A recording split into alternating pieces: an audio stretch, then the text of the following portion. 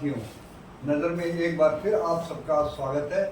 आज हम आपको मिलवा रहे हैं भाजपा की वरिष्ठ नेत्री दीपा भारद्वाज से, जिनका जो लगभग भारतीय जनता पार्टी से लगभग पिछले 30 सालों से भी ज़्यादा समय से जुड़ी हुई हैं और आरएसएस का जो संघ परिवार है, संघ परिवार जिसे हम कहते हैं, उनसे वो बचपन से ही जुड़े हुए हैं। इनका जितना परिवार था नारनौल नरसिंहपुर के आसपास का, सब संघ परिवार से जुड़े हुए हैं, आज भी जुड़े हुए हैं।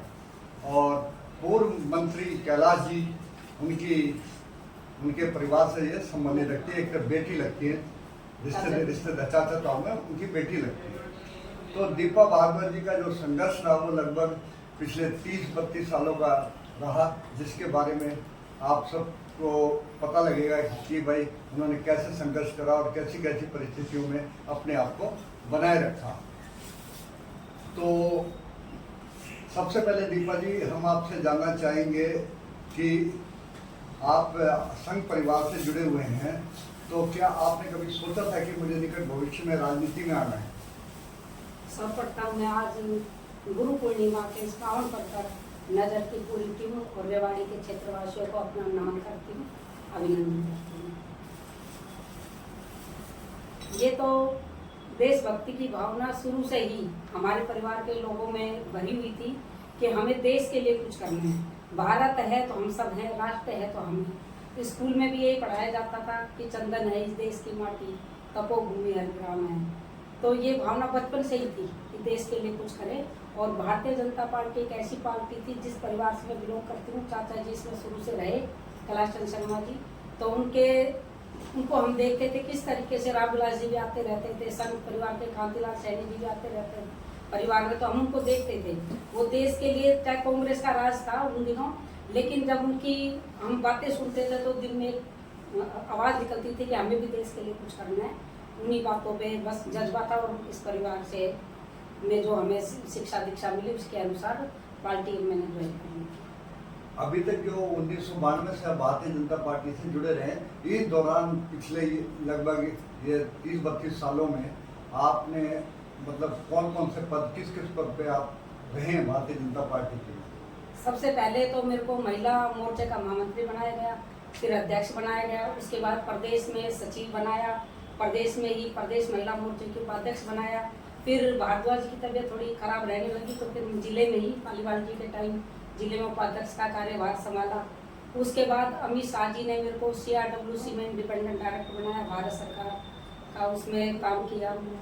उसके बाद अब फिलहाल में मैं शक्ति केंद्र प्रमुख हूँ और सबसे बड़ा काम तो ये पार्टी की मैं कार्यकर्ता हूँ और पार्टी के लिए काम करती रहूँगी, चाहे पद मिले चाहे ना मिले। अब जैसे बात करते हैं कि आपने बहुत बड़ी जिम्मेवारी निभाई पिछले लगभग 20-22 सालों से, आपके बच्चे भी छोटे छोटे थे और वो भी लड़कियां थी, तो उनको भी एक तरह से मतलब सफल बनाना था। और साथ में पतिदेव जी थे, वो पत्रकार हमारे साथी रहे हैं, तो उनको भी सहयोग करना, इसके अलावा सास ससुर को भी सहयोग करना, फिर राजनीति में भी बने रहना। तो इन तमाम इतनी चीज़ों में एक साथ मूव कर रहे थे आप, तो आपको कैसा अनुभव हो रहा था कि क्या आप कोई प्लानिंग करके चल रहे थे या अपने आप में मतलब एक इत्तेफाक से ये चीज़ें सब जिम्मेदारियां आपके पास आ रही थी? देखो, परिवार का सहयोग होता है तभी कोई आगे बढ़ पाता है। परिवार ने मुझको पूरा सपोर्ट किया। मैंने सास ससुर का उनका समय पे खाना पीना जो होता था वो समय पे चाहिए था उन्हें, वो मैंने मीटिंग में भी बीच में से आके उनका मैंने ध्यान रखा, उनका करा। बच्चों को गोदी में लेकर या तो कोई दायित्व लेना नहीं चाहिए, ले तो उसे हमें निभाना भी चाहिए। बच्चे मेरे छोटे थे, पार्टी का जो कार्यक्रम मिलता था चाहे मैंने गोदी में लेके जाती थी। अपने शारदा जी के इलेक्शन में मेरा बेटा छोटा ही था, उसको गोदी में लेके जाती थी, बेटियाँ थी, इनको भी समय पे खाना वाना दे के और हम मीटिंग के लिए निकल जाते थे। उस टाइम तो इतनी व्यवस्था भी नहीं थी, हम बसों में भी, जब हमारे प्रदेश की बैठकें होती थी तो हम बसों में जाते थे। फिर ग्रोवर जी प्रदेश अध्यक्ष बने तो अपने साथ हमें गाड़ी में लेके जाते थे। कुछ समय यहाँ जो गाँव डोर टू डोर हम जाते थे तो हम धूप के अंदर और पैदल हमने लोगों का अवेयर किया, पार्टी के लिए काम किया, भारतीय जनता पार्टी से उनको जोड़ा। उस टाइम जब कोई महिला आगे नहीं आती थी तो हम उनके बैठ उनसे बातें करते थे, उनको पार्टी में जोड़ने का हमने कोशिश की। आज भी लोगों का ये कहना है कि जैसे दीपा भारद्वाज जी आज से 30 साल पहले थी, आज भी वैसी की वैसी है, एनर्जेटिक है और पार्टी के साथ साथ बाकी तमाम जिम्मेवारी को भी बखूबी निभाती है। तो आखिर ऐसा आपको इतना मॉरल सपोर्ट कहाँ से मिली कि आज भी आप वैसे ही हैं जैसे 30 साल पहले थे? ये तो अपनी मन की भावना है। खुश रहेंगे तो हम चारों तरफ हमें खुशी नजर आएगी। मैंने पार्टी में कभी भी किसी से ईर्ष्या नहीं की कि किसी को जो पद मिला तो बहुत अच्छी बात है। चाहे जो बहनें आज मेरे को आज गुरु पूर्णिमा के दिन पर वो कहते हैं आप हमारे गुरु हैं।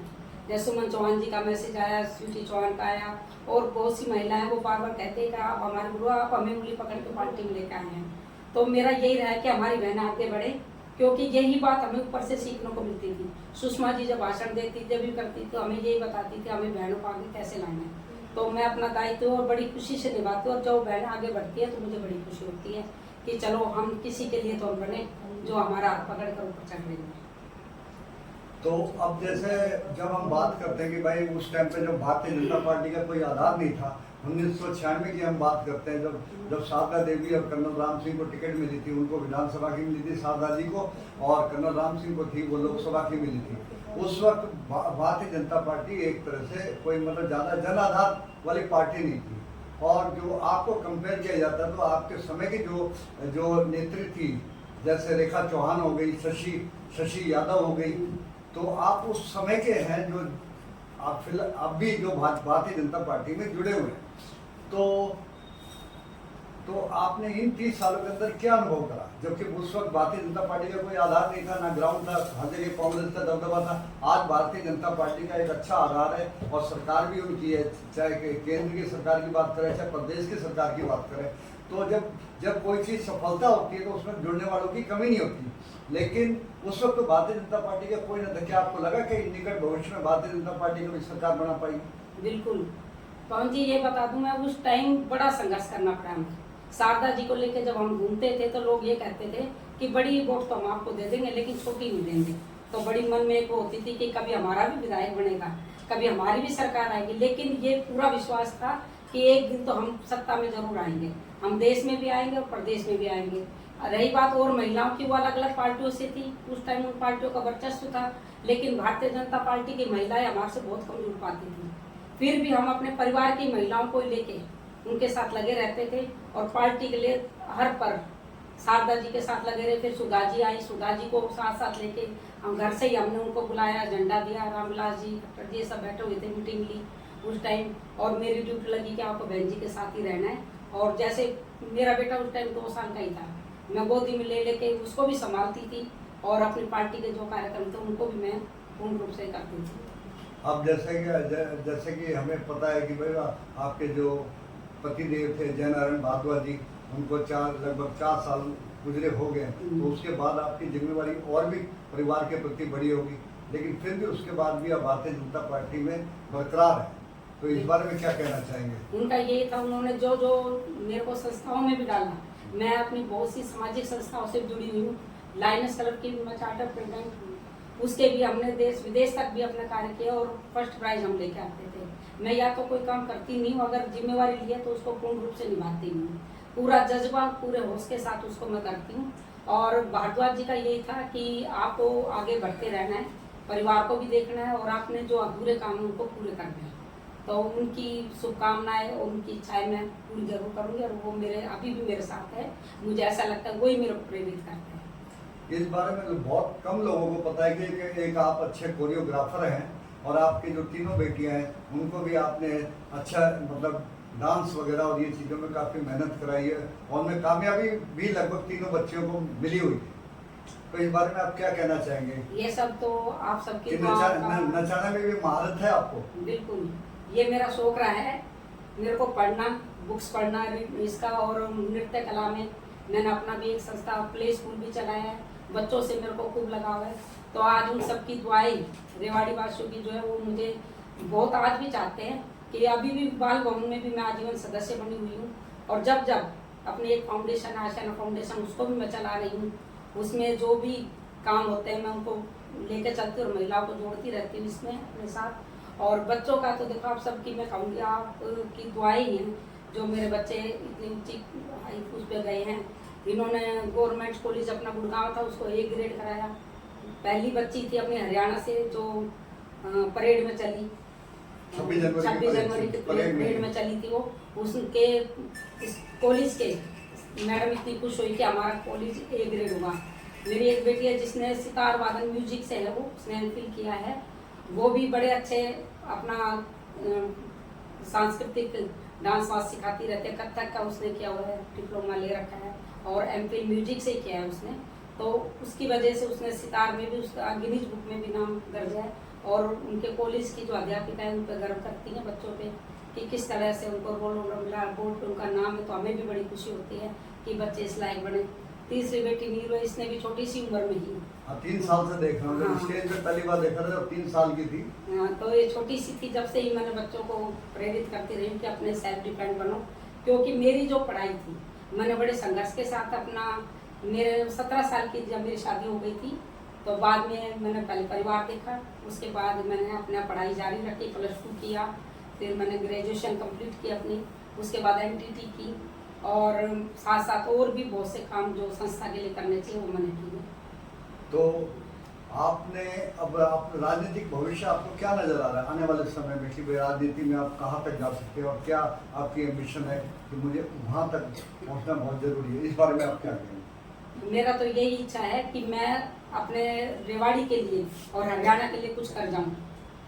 क्योंकि ऐसे नेता बहुत कम हैं जो दूसरों के लिए सोचते हैं। पहले तो ये सोचते हैं कि हम अपना कुछ करें, लेकिन यही भावना है कि हमें कुछ पद मिलता है, कुछ दायित्व मिलता है तो हम दूसरों के लिए कुछ करें। यही भारतीय जनता पार्टी की नीति और रीति है कि सबसे पहले राष्ट्र है और सबसे लास्ट में हम हैं। तो हमें अपने बारे में सबसे लास्ट में सोचना है और जो भी दायित्व मिलता है या कुछ भी नहीं मिला तो हम कार्यकर्ता तो है और रहेंगे। तो आपकी निष्ठा इस कदर है कि मतलब किसी भी सूरत में भारतीय जनता पार्टी को निकट भविष्य में भी अपने फायदे के लिए नहीं छोड़ेंगे? हाँ बिल्कुल, मैं अपने फायदे स्वार्थ की नीति हमने कभी की नहीं है और हमारा स्लोगन भी रहता था निस्वार्थ सेवा निश्चित विजय। तो कभी भी हमने जो भी संस्था में गए अपने स्वार्थ के लिए कभी नहीं सोचा। भगवान सबकी देखता है और करता है। तो आज मैं कहती हूँ वही दुआएं मेरे काम आ रही है, जो मैं दूसरों के भलाई के काम करती हूँ या दूसरों की दुआएं जो मैं लेती हूँ उसी से आज मैं भी खुश हूँ, मेरे बच्चे भी खुश हैं और मेरा परिवार भी खुश है। कभी कभी आपको यह एहसास नहीं होता कि भाई मैं इतना संघर्ष करी, मुझे अपनी दिशा भी नहीं पता और जो दशा है उसके बारे में भी क्लियर नहीं है, तो कभी कभी ऐसा एहसास नहीं होता कि मैं 30-35 साल का संघर्ष और एक तरह से नॉन स्टॉप जो मुझे उपलब्धि मिलनी चाहिए उस मुकाम तक मैं नहीं पहुंची हूँ अभी तक, तो ऐसा कभी एहसास हुआ है? देखो अब जो भी आता है, कई बार कार्यकर्ता ऐसा हो जाता है, शीर्ष नेतृत्व की भी मजबूरी हो जाती है कि उनको उनके लिए वो पद या जिम्मेवारी उन्हें देनी पड़ती है। लेकिन हमने कभी ऐसा नहीं सोचा कि हमें ये जिम्मेवारी मिलनी चाहिए। शीर्ष नेतृत्व सब देखता है, वो जरूर कुछ ना कुछ अच्छा ही करेंगे। यानी रास्ते का पत्थर एक हाँ, बिल्कुल। रास्ते का पत्थर जो होता है वो इस्तेमाल होता है, उसी तरह से आप चलना चाहते हैं। कोई बात नहीं, हमारे चाहे हमारे ऊपर से भी लोग जाए तो हम उसमें भी खुश है कि हम किसी की सीढ़ी तो बन रहे हैं, इसमें भी खुशी है। तो हमारे दर्शकों को क्या मैसेज देना चाहेंगे? दर्शकों को मैं ये कहूंगी कि आपको जो जिम्मेवारी मिले, जो पद ये एक वो नहीं रखता कि आप राजनीति में उस पद पर हो, आप एक कार्यकर्ता के रूप में भी ऐसे अच्छे कार्य कर सकते हो और अपने आप पहचान बना सकते हो। और शीर्ष नेतृत्व तो सब देखता है, वो जब चाहे जिसको उठा के आपको इस अर्थ से फर्श पे और फर्श से अर्श पे बैठा सकते हैं। आपका हमारे कार्यक्रम में आने के लिए हार्दिक धन्यवाद। आपका भी बहुत बहुत धन्यवाद पवन जी, आपकी पूरी टीम को, नजर की टीम को मैं फिर से धन्यवाद करती हूँ कि आज आपने मुझे यहाँ बुलाया और इस तरह से जो वार्तालाप किया है उसके लिए आपका धन्यवाद।